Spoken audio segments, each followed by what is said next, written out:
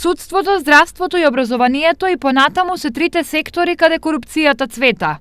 Според податоци на невладини организации, 14% од граѓаните некому лично му дале мито, а дури 35% познаваат некој што тоа го направил. За состојбата да се подобри се работи постојано, но тоа е процес кој оди бавно и тешко, тврдат од антикорупцијска. Борбата со корупција нигде не престанала, исто како и во нашата држава.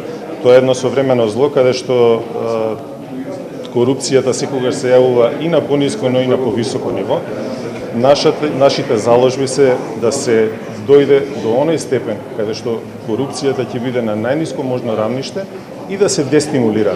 Со цел процесот да се спроведе побрзо, Македонија бара помош и учи и од поразвиените европски држави. As Italy, together with the European Commission and the other countries of the Berlin process, Ние како Италија заедно со Европската комисија и другите земји вклучени во Берлинскиот процес даваме многу силна помош за земјите од Западен Балкан.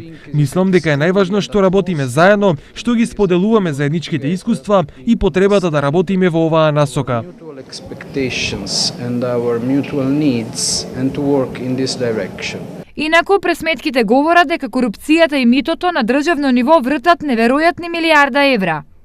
По оваа логика, сумата која завршува како мито во регионот е некаде околу 80 милиони евра, што е еквивалент на 3 годишни буџети на сите општини од регионот заедно.